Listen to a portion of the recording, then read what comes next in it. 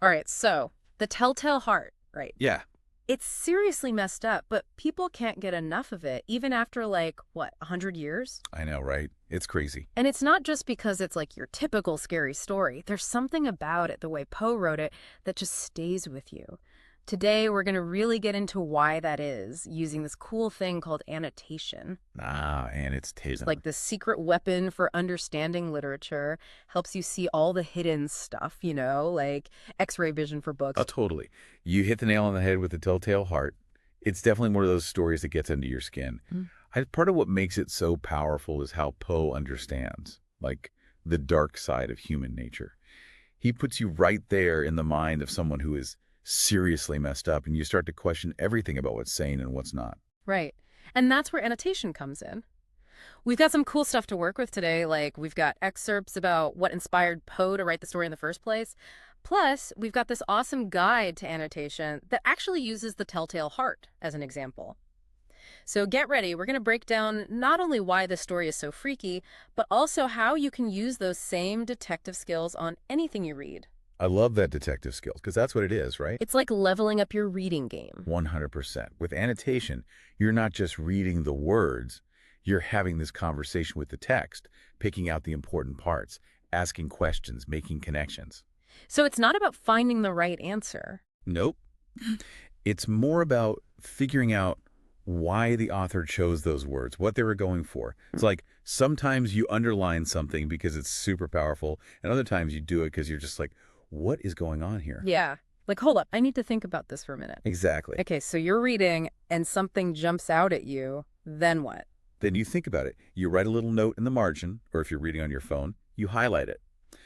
It's about being an active reader. Gotcha. So it's not about finding the answer, it's about digging a little deeper, trying to understand why the words are on the page. Exactly.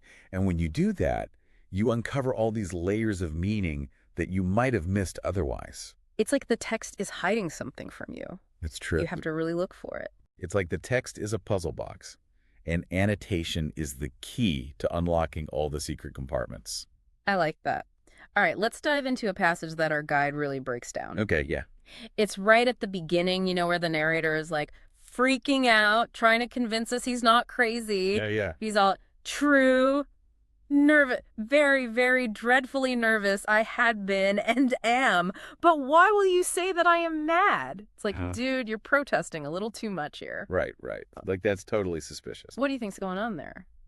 Well, the way Poe uses language is just brilliant. The narrator keeps saying he's not mad, but the way he says it, it just makes you wonder. It's like, if you're so sane, why are you freaking out so much? Exactly. It's like that saying, methinks he doth protest too much. Oh, totally. And that right there is a classic sign of what we call an unreliable narrator, someone you can't really trust. Poe sets that up from the get-go. Yeah. Makes you question everything the narrator says. Okay, so we're already kind of creeped out, not sure if we can trust this guy. And then Poe hits us with this crazy image of the old man's eye. The narrator gets obsessed with it, calls it a vulture eye, says it's a pale blue eye with a film over it. Oof, talk about creepy, right? It's super creepy. So what's the deal with this eye? Why is it so important? That image is so powerful, and Poe totally knew what he was doing when he chose it. In literature, we call that symbolism, where an object stands for something else, something deeper. Okay. So the vulture eye, we usually think of death and decay, right? Yeah, totally. Well, it becomes like this physical representation of the narrator's paranoia, his guilt. So it's not really about the eye itself, but what the eye represents to the narrator. Exactly. It's all about what's going on in his head. It's like he's projecting something onto the old man, something dark. Exactly. And this connects to that bigger theme of madness running through the story. Okay, I see where you're going with this. The narrator, he's fixated on this eye. He can't escape it, even after what he does. It shows how messed up his mental state is. Like his guilt is literally staring back at him. 100%. And this is where annotation can be really helpful for readers, right? Totally. Like, how can we, as we're reading, really unpack this whole vulture eye thing? You ask yourself questions as you go. Okay, like what? Give me an example. Okay, so Poe uses a lot of sensory details in the story, right? Okay. Like, he really focuses on what the narrator hears, especially the old man's heartbeat. Right, even after. Even after. Yeah. So you could ask yourself, how does that heightened sense of sound Along with the vulture eye, how do those work together to create this atmosphere of paranoia and dread? That's a good question. It's true. The way he uses sound, like you said, it's like this whole other layer of messed up. Totally. And speaking of messed up, we've got to talk about that ending. Oh, yeah, the ending.